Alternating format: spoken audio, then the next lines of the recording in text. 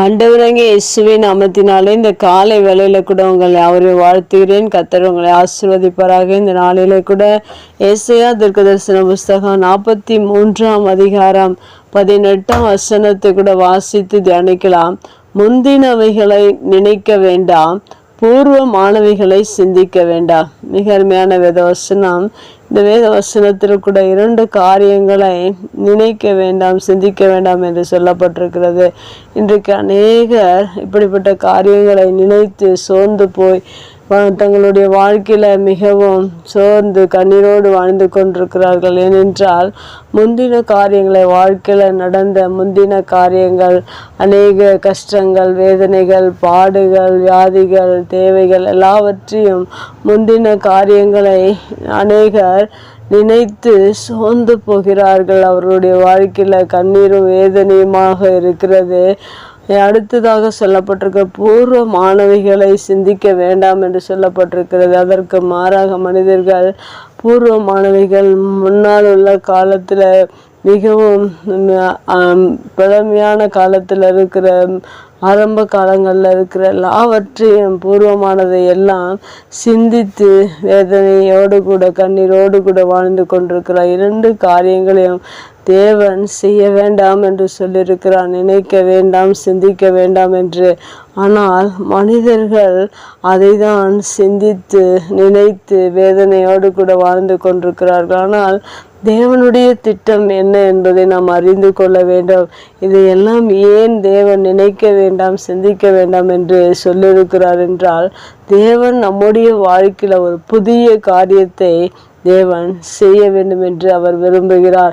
நாம் முந்தினவைகளை நினைத்து பூர்வமானதை நாம் சிந்தித்து கொண்டிருந்தோம் என்றால், தேவன் செய்கிற காரியம், தேவனுடைய திட்டங்கள், தேவனுடைய விருப்பங்கள் நம்முடைய வாழ்க்கையில் நிறைவேறுவதற்கு அது தடையாக இருக்கிறது. அதனால்தான் தேவன் முந்தினவைகளை நினைக்க வேண்டாம், பூர்வமானவைகளை சிந்திக்க வேண்டாம் என்று சொல்லியிருக்கிறார். தேவனுடைய வார்த்தைக்கு நாம் நம்முடைய வாழ்க்கையில் கீழ்ப்படிந்தோம் என்றால், அடுத்த வசனத்தில் சொல்லப்பட்டிருக்கு, இதோ நான் புதிய காரியத்தை செய்கிறேன் என்று கர்த்தருடைய வார்த்தை இந்த வேத புஸ்தகத்தில் சொல்லப்பட்டிருக்கிறது.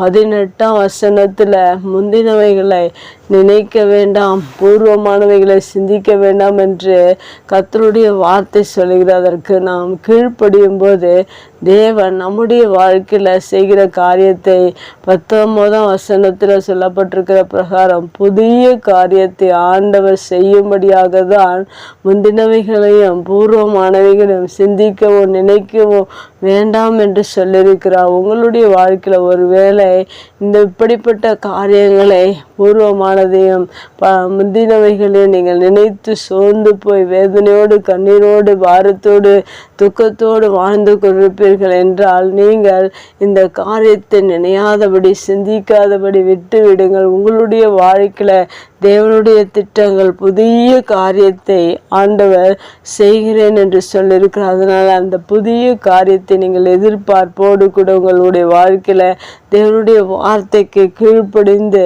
நீங்கள் எதிர்பார்ப்பீர்கள் என்றால், மெய்யாகவே தேவன் உங்களுடைய வாழ்க்கையில எல்லாவற்றையும் ஆண்டவர் எடுத்து துக்கங்கள், வேதனைகள், கண்ணீர்கள் எல்லாவற்றையும் நீக்கி தேவன் புதிய காரியத்தை நம்முடைய வாழ்க்கையில செய்கிறவராக இருக்கிறது. புதிய நாளில நீங்கள் தேவன் சொல்லிய வார்த்தையை நீங்கள் கீழ்ப்படிந்து நினையாதபடி சிந்தியாதபடி இருப்பீர்கள் என்றால், உங்களுடைய வாழ்க்கையில் இந்த புதிய நாளில புதிய காரியத்தை தேவன் செய்ய வல்லவராக இருக்கிறார். புதிய காரியத்தை அடுத்ததாக வசனத்தில் சொல்லப்பட்டிருக்கு, இப்பொழுதே அது தோன்றும் என்று சொல்லப்பட்டிருக்கிறது. நாம் என்றைக்கு சிந்திக்கிறதையும் நினைக்கிறதையும் விடுகிறோமோ, அது உடனடியாக ஆண்டவர் புதிய காரியத்தை நம்முடைய வாழ்க்கையில் செய்கிறவராக இருக்கிறார். அது மாத்திரமல்ல, இன்னும் ஒரு சில ஆசீர்வாதங்களும் இந்த வசனத்தில் சொல்லப்பட்டிருக்கிறது. நீங்கள் அதை அறியீர்களா? நான் தேவன் என்ன செய்ய போகிறார் என்பதை நாம் அறிந்து கொள்ள வேண்டும். அடுத்ததாக வனாந்திரத்தில் வழியும் அவாந்திர வழி ஆறுகளையும் உண்டாக்குவேன் என்ற முடியாத ஒரு காரியம். வனாந்திரத்தில் வழியை உண்டு பண்ணுகிறது முடியாத ஒரு காரியம். முடியாத ஒரு காரியத்தை நம்முடைய வாழ்க்கையில் முடிவு செய்கிறவராக இருக்கிறார். அவாந்திர வெளியிலே ஆறுகளை உண்டாக்குவேன் என்று சொல்லப்பட்டிருக்கிறது. அதுவும் முடியாத காரியம். தேவன் ஆறுகள் என்றால் தண்ணீரை குறிக்கிறது, ஆசீர்வாதத்தை குறிக்கிறது. அப்படிப்பட்ட முடியாத ஒரு காரியத்தை தேவன் முடிவு செய்து நம்முடைய வாழ்க்கையில் ஆசீர்வாதத்தையும் வழிகளையும் புதிய காரியத்தை நமக்காக செய்து நம்மை ஆசீர்வதித்து உயர்த்த வல்லவராக இருக்கிறார். அதனால் நீங்கள் முந்தினவைகளை நினையாதீர்கள், பூர்வமானவைகளை சிந்திக்காதீர்கள். தேவன் பெரிய காரியங்களை செய்ய வல்லவராக இருக்கிறது. வருத வசனத்தை வாசித்து தியானித்து நம்முடைய வாழ்க்கையில் இந்த ஆசீர்வாதத்தை பெற்றுக்கொள்வதற்கு நாம் ஆயத்தமாவோம். கர்த்தர் நம்மை ஆசீர்வதிப்பார். கண்களை மூடி ஜெபிக்கலாங்கள். அன்பு தகப்பனே, இந்த அருமையான ஆசீர்வாதமான இந்த வார்த்தைக்காக நன்றி செலுத்துகிறோம். நாங்கள் பூர்வமானவைகளையும் நாங்கள் முந்தினவைகளையும் நினைத்து சோர்ந்து போகாதபடிக்கு, அதை சிந்திக்காதபடிக்கு நீர் செய்கிற புதிய காரியத்தை நாங்கள் எங்களுடைய வாழ்க்கையில் இந்த நாளிலே எதிர்பார்த்து காத்திருக்கிறோம். உடைய ஆசீர்வாதத்தினால் உங்கள் நன்மையால் நீர் எங்களை நிரப்புகிறதற்காக நன்றி. உடைய வார்த்தை கேட்கிற ஒவ்வொருடைய வாழ்க்கையில் புதிய காரியத்தை நீர் செய்ய போகிறதற்காக நன்றி செலுத்துகிறோம். இயேசுவின் நாமத்தில் ஜெபம் கேளும் நல்ல பிதாவே, ஆமேன்.